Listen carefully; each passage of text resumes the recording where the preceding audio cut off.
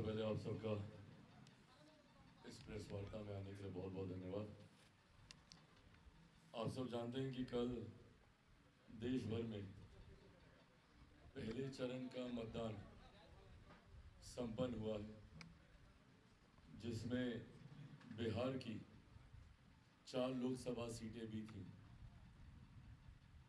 बिहार से औरंगाबाद, गया, नवादा, जमुई, चारों जगह एनडीए के तमाम घटक दलों ने मिलकर पूरी मेहनत, पूरी ईमानदारी से हम लोगों ने प्रचार प्रसार का हम लोगों ने कार्य किया।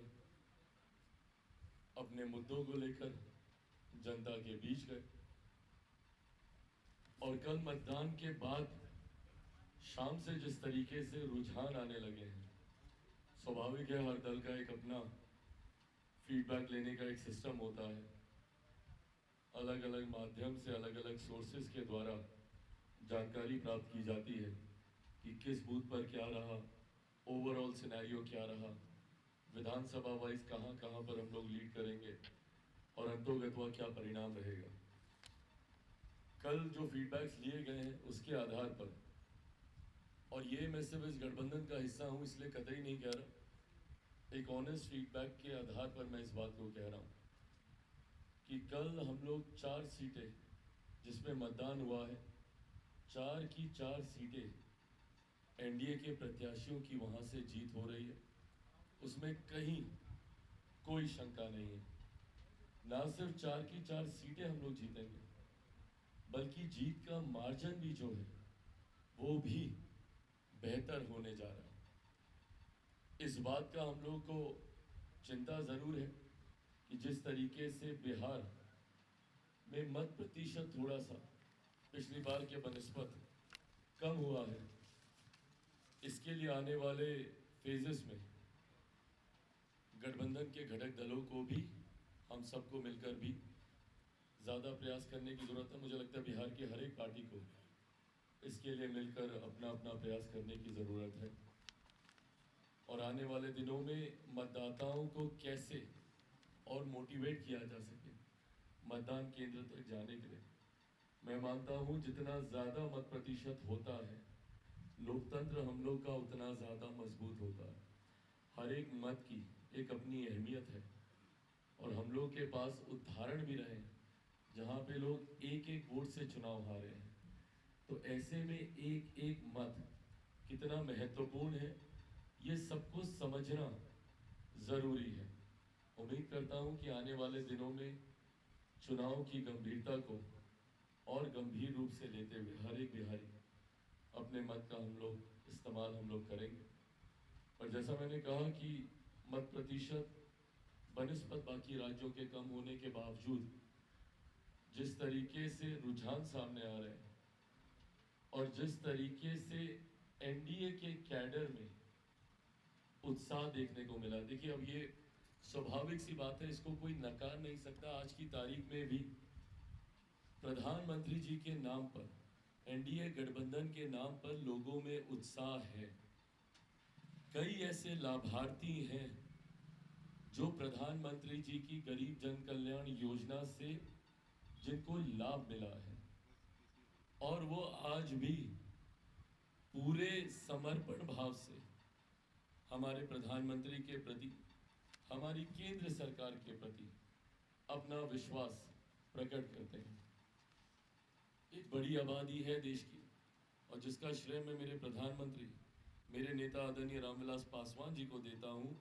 जहाँ देश में एक बड़ी आबादी है, जहाँ आज से पहले कई जगहों पर भुखमरी जैसे हालात देखने को मिलते थे, विभिन्न तरीके के अनाज को लेकर लोगों को कठिनाइयों का सामना करना पड़ता था, वहीं देश ही नहीं दुनिया की सबसे बड़ी गरीब कल्याण की योजना में से एक प्रधानमंत्री गरीब जन कल्याण अन्न योजना के माध्यम से जिस तरीके से देश में 81 करोड़ लोगों को आज भी मुफ्त में राशन मिल रहा है, लोगों का वो भाव कि किसी ने उनकी चिंता की, ये प्रधानमंत्री जी के प्रति प्रकट होता है। उज्ज्वला हो, आयुष्मान हो, तमाम तरीके की शौचालय, बहुत छोटी छोटी बातें हैं बट इनका ध्यान प्रधानमंत्री जी के द्वारा दिया गया है। तो ऐसे में प्रधानमंत्री जी पर विश्वास रखने वाले, अटूट विश्वास रखने वालों की एक बड़ी संख्या है जो चाहते हैं कि केंद्र की ये एनडीए की सरकार बनी रहे। ऐसे में ये उत्साह एनडीए के उस कैडर के द्वारा देखा गया है, एनडीए के उस वोटर के माध्यम से देखा गया है जो कि धूप गर्मी की चिंता किए बिना जिन्होंने बाहर निकलने का कार्य किया। निराशा जरूर विपक्षी खेमे में है, विपक्षी खेमे में निराशा के कारण भी है, जहां एक तरफ गठबंधन में कई तरीके के विरोधाभास दिखते हैं। अब पहले चरण को ही आप देख लीजिए, जिस तरीके से गठबंधन के दूसरे साथियों से पूछे बिना ही पहले चरण के सिंबल एक दल के द्वारा बांट दिए गए, और जो कहीं ना कहीं विरोधाभास चुनाव प्रचार में भी देखने को मिला। गठबंधन के कई ऐसे दल थे जो अपने साथियों के लिए प्रचार में नहीं गए। कांग्रेस का कोई बड़ा नेता, वाम दलों का कोई बड़ा नेता प्रचार में नहीं आया। ऐसा लग रहा था जैसे पहले चरण के प्रचार में विपक्ष की कोई भूमिका ही नहीं है। मात्र एक डेढ़ दल के लोग प्रचार में लगे हुए थे। उसके अलावा कोई बड़ा नेता केंद्रीय स्तर का, और मुझे कभी कभी ताज्जुब होता है कि पूरे एक राज्य की आप अनदेखी कैसे कर सकते हैं। कांग्रेस, भाई मान लिया आप नहीं किसी से उस पर आपका वो था, पर ऐसे में आपका कोई राष्ट्रीय स्तर का नेता बिहार में आना तक उन्होंने जरूरी नहीं समझा। और ये वो लोग हैं जो हमारे प्रधानमंत्री पे ताने देते हैं कि भैया क्यों प्रधानमंत्री इतनी बार बिहार जा रहे हैं, डर गए हैं क्या? तो आप बिहार नहीं आ रहे हैं तो मतलब क्या आप ओवर कॉन्फिडेंस में हैं? भाई एनडीए गठबंधन हर चुनाव को उतनी ही गंभीरता से लेता है। कई बार हम लोगों के ऊपर आरोप भी लगते हैं कि हम लोग छोटे छोटे चुनाव को भी क्यों इतनी गंभीरता से लेते हैं, पर लोकतंत्र में जरूरी है हर चुनाव के महत्व को समझना। ऐसे में इतना ज्यादा इग्नोर करना किसी एक फेज को, मुझे लगता है ये विपक्षी दलों के गठबंधन को, अब वो महागठबंधन है, यूपीए है, इंडिया अलायंस है, जो भी इन लोगों का नाम है, इन लोगों को बहुत भारी पड़ने जा रहा है। बिहार की जनता ने इस बात को महसूस किया है कि विपक्षी गठबंधन में एकता का अभाव है। एक दूसरे के प्रति लोग प्रचार में आने से कतरा रहे हैं। आप मुझे बताइए ना, कांग्रेस का जो भी थोड़ा बहुत काडर है वो क्यों उत्साहित होगा? उसने अपने नेता को देखा ही नहीं यहाँ पे। और तो और उनके प्रदेश के स्तर के भी नेता, जो मेरी जानकारी है, संभवतः गलत हो सकती है, पर जो मेरी जानकारी है उनके तो प्रदेश स्तर के भी नेता गठबंधन के सहयोगियों के लिए प्रचार में नहीं गए। तो ऐसे में उनका काडर क्यों एक्साइटेड होगा? वाम दलों का वोटर क्यों एक्साइटेड होगा? और जिस तरीके से जिस दल के नेता प्रचार में व्यस्त है, जिन्होंने मेहनत की, उनका हुड़दंग और उनकी दबंगई भी हम लोगों ने देखी। जिस तरीके से चुनाव में माहौल को बिगाड़ने का प्रयास किया गया, पुनः 90 का वो दशक हम लोग को देखने को मिला, जहां पे मां बहनों को गाली दी जाती है, जहां पे लोगों को सरेआम बेइज्जत किया जाता है। एक के बाद एक कई ऐसे उदाहरण सामने आए। जिस विषय का मैं जिक्र कर रहा हूं आप लोगों से छुपा नहीं है, आप सब ने उन तस्वीरों को देखा, उस वीडियो को आपने देखा, जहां पर राष्ट्रीय जनता दल के आज की तारीख में सबसे बड़े नेता, बिहार के पूर्व उप मुख्यमंत्री, जिनको मैं मेरा छोटा भाई मानता था, वो मंच पर मौजूद थे। और उनके सामने जिस तरीके से मेरे परिवार के लोगों को गाली दी गई, और अफसोस इस बात का मुझे ज्यादा कि जिस तरीके से उसको कवर अप करने का प्रयास किया गया। भाई हो सकता है कि तुरंत आपके बुद्धि विवेक, आपकी चेतना को ये समझ में नहीं आया होगा कि हमको कैसे रिएक्ट करना चाहिए। हो सकता है कभी कभी इंसान के नेचुरल रिफ्लेक्सेस तुरंत काम नहीं करते हैं, स्पॉन्टेनियसली क्या रिएक्ट करना है नहीं करना है, नहीं वो रिएक्शन आता है। पर सोचा समझा रिएक्शन भी ऐसा कि ऐसी बातों को तूल नहीं देना चाहिए।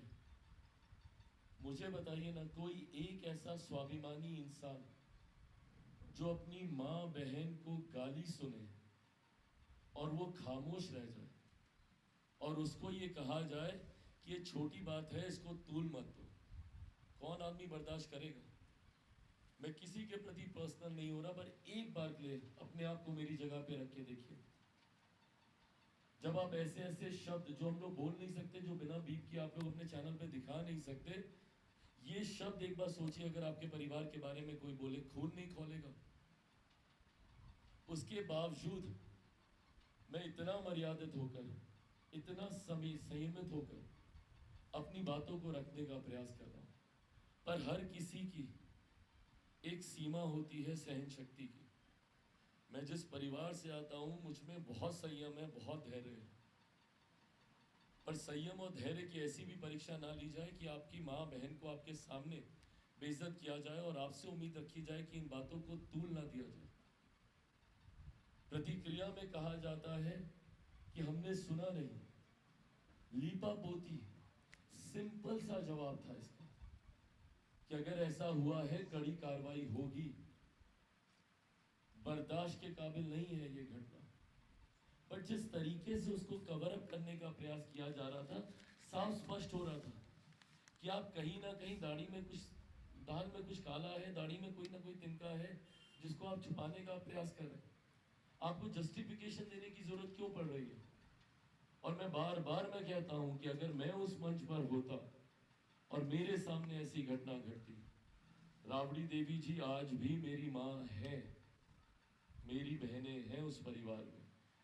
ये रिश्ता जिसको लेकर आप लोगों ने कई बार मुझ पर आरोप लगाए, इसी जगह पर बार बार आप लोगों ने मुझ पर कहा कि आप क्यों लालू परिवार के प्रति सॉफ्ट रहते हैं।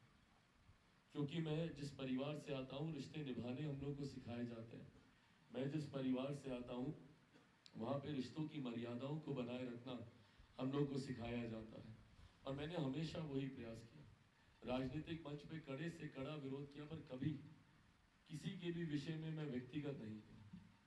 पर यहाँ पर ना सिर्फ मेरे बल्कि मेरे परिवार को लेकर व्यक्तिगत हुआ गया। और उसके बाद जिस तरीके से मेरी बहनों के द्वारा भी इसकी लीपापोती करने का प्रयास किया गया, मीसा दी बाकी नेताओं के बयानों को दिखाकर मेरी माँ को दी गई गाली को जस्टिफाई करती है। मेरी बाकी की बहनें बाकी दलों के नेताओं के द्वारा कही गई बातों को लेकर, and let me be very clear when I से दिस, टिप्पणी और गाली में बहुत फर्क है। हो सकता है कि कोई टिप्पणी आपने ऐसे कर दी हो जो आपको लगे कि शायद मर्यादित नहीं है। हर किसी का एक देखने का तरीका हो सकता है। मैं जैसे मेरे प्रधानमंत्री को ये लोग बोलते हैं जेल भेज देंगे, वो लोग बोलते हैं इसमें हम लोगों ने अमर्यादित क्या बोला। मैं मानता हूं कि अमर्यादित है। मेरे प्रधानमंत्री जिस कद के, जिस रुतबे, जिस तजुर्बे से वो आते हैं और देश के सर्वोच्च पद पर हैं, हमारे राष्ट्र के नेता हैं वो। आप हमारे राष्ट्र के नेता के बारे में इस तरीके की भाषा का इस्तेमाल नहीं कर सकते। और उनको लगता है कि उन्होंने गाली नहीं दी, ये बात भी सही है। तो ये टिप्पणी और गाली में फर्क होता है। ऐसे में दूसरे नेताओं ने क्या कहा, उनको कोट कर कर मेरी बहनें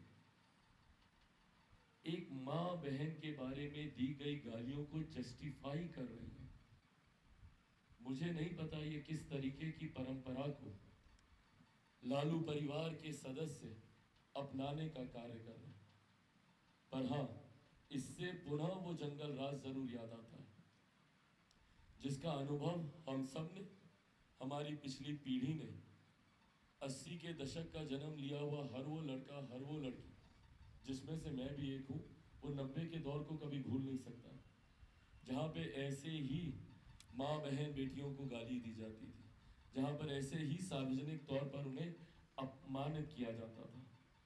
आप लोग मुझे बताइए ना, आज एक असामाजिक तत्व में इतनी हिम्मत हो गई कि वो तेजस्वी यादव के सामने चिराग पासवान की माँ बहन को गाली दे, और उसके बाद भी उसके ऊपर कोई कार्रवाई नहीं।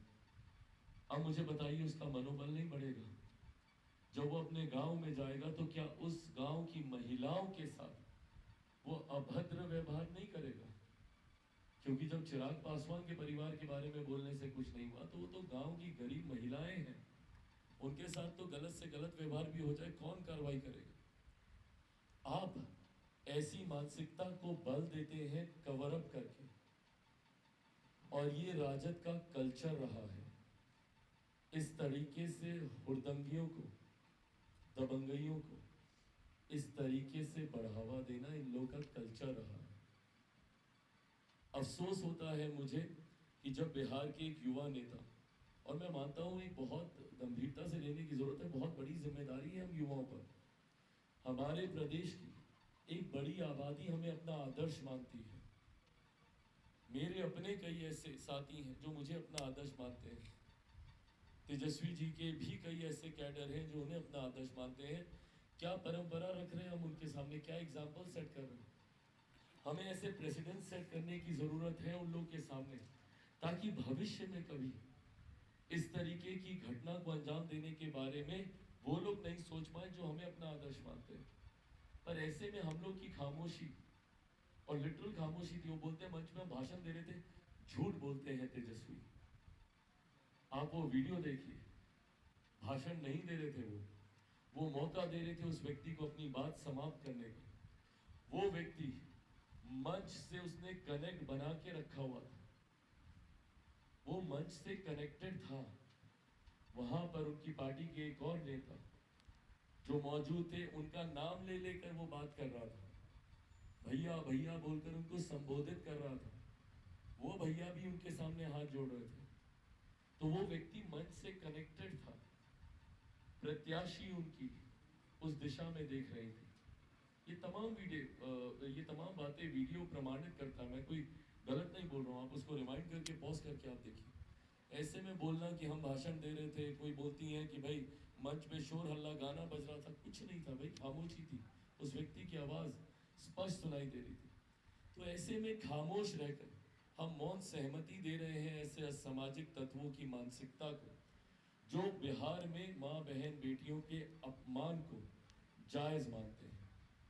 ऐसे में आने वाले दिनों में बिहार की जनता को बहुत गंभीरता से अब ये निर्णय लेना है कि क्या जंगल राज वाली वही सरकार हम लोग को वापस चाहिए, जिसने 15 सालों में बिहार को बर्बाद कर आज भी बिहार से बाहर पीढ़ी दर पीढ़ी लोग रहने को मजबूर हैं। क्यों? क्योंकि 90 का दशक ऐसा था।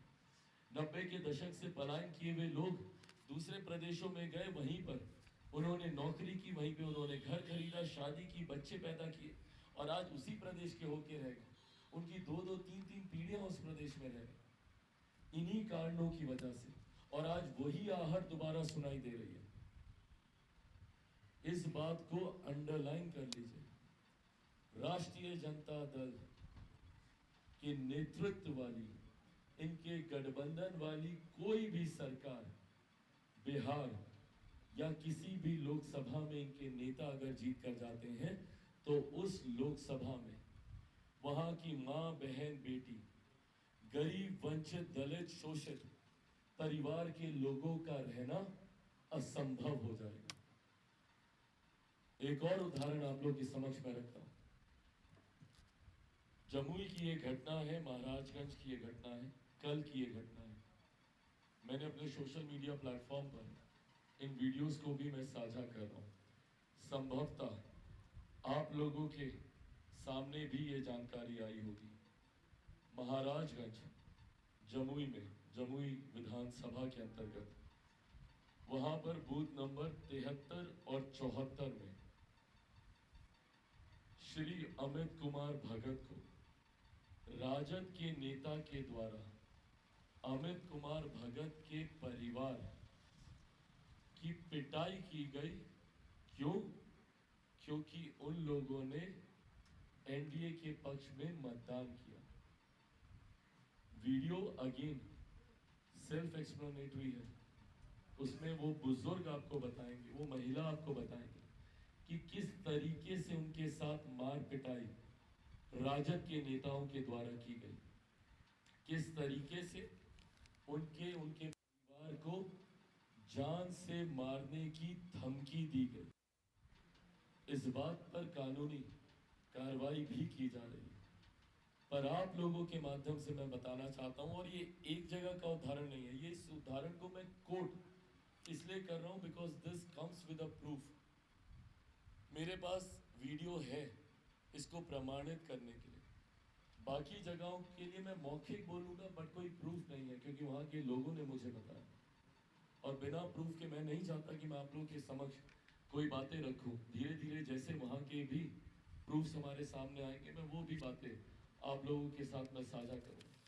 पर ये जानकारी है अमित भगत जी की, आप वो वीडियो देखेंगे, एक बुजुर्ग व्यक्ति किस तरीके से डरा सहमा लाचार बेबस अपने परिवार की जान की चिंता में।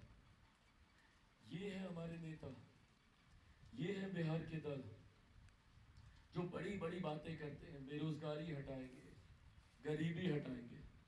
15 साल बिहार के लोगों ने दिया आपको। जब 15 साल में आप बिहार की गरीबी बेरोजगारी नहीं हटा पाए, सबसे ज्यादा मजदूर बिहार में बने, और मजदूर बनकर हम लोग लेबर क्लास बनकर हम लोग दूसरे राज्यों में हम लोग गए इन्हीं लोगों के शासन काल में। और ये लोग आज बिहार के विकास की बात करते हैं और इस तरीके से बिहार का विकास करेंगे, दलितों, वंचितों, शोषितों पे मारपीट करके। ये बात हकीकत है कि राष्ट्रीय जनता दल की सोच पूर्णतः पूर्णतः पूर्णतः अनुसूचित जाति जनजाति विरोधी है। दलितों को लेकर, महादलितों को लेकर, ट्राइबल क्लास को लेकर इन लोगों की सोच पूर्ण विरोधी है। भले वो चिराग पासवान की मां को गाली देने की बात हो, भले वो इस तरीके की घटना जहां पे एक दलित परिवार के साथ मारपीट करने की बात हो, या भले इनके नेता जो दबंगई के साथ अपनी जाति को फ्लॉन्ट करते हुए कैमरे के सामने बोलते हैं कि हम चमार थोड़ी ना हैं। ये मानसिकता दर्शाती है इन लोगों की कि किस तरीके से ये लोग दलितों के प्रति एक हीन भावना रखते हैं, वंचितों के प्रति, शोषितों के प्रति। और यही कारण है आज की तारीख में हर वो व्यक्ति जो एक सभ्य समाज का निर्माण करना चाहता है, आज वो इनके साथ नहीं है, एंड इंक्लूडिंग इनका MY समीकरण। आज जितने पढ़े लिखे यादव भी हैं जो बिहार को दबंगइयों से छुटकारा देना चाहते हैं, जंगल राज से छुटकारा देना चाहते हैं, वो भी आज NDA का समर्थन कर रहे हैं। और आप लोग प्लीज अपने फीडबैक मंगवाइएगा। जो लोग सोचते थे कि मुसलमान हमारी जागीर है, आज बड़ी संख्या में बिहार के मुसलमान भी NDA के पक्ष में वोट कर रहे हैं।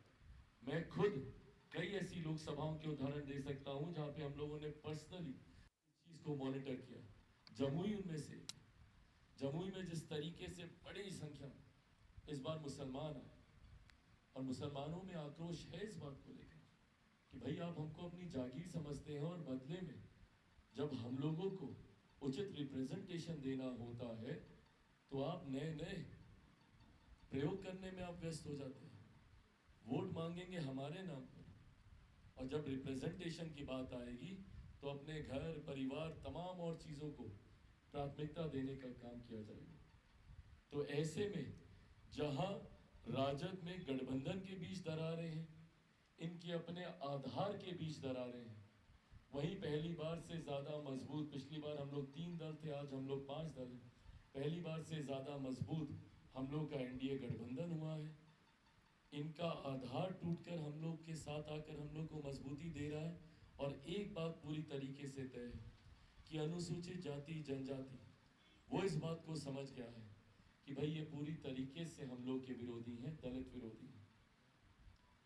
एकजुट होकर, और एक बड़ी आबादी है, मैं जाति की नहीं जमात की बात कर रहा हूँ, अनुसूचित जाति एक बड़ा जमात है जो पूरी तरीके से आज की तारीख में NDA के साथ गोलबंद होकर हमारे प्रधानमंत्री जी के पक्ष में मतदान करने जा रहा है। और इसीलिए इस विश्वास के साथ आज इस प्रेस वार्ता को मैं कर रहा हूँ कि पहले चरण में 4 की 4 और 7वां चरण बीत जाने के बाद 40 की 40 सीटें हम लोग NDA की उस पाले में डालेंगे जिस पाले में 400 पार कर कर हम लोग 4 जून के बाद सरकार बनाने जा रहे हैं। आप कोई सवाल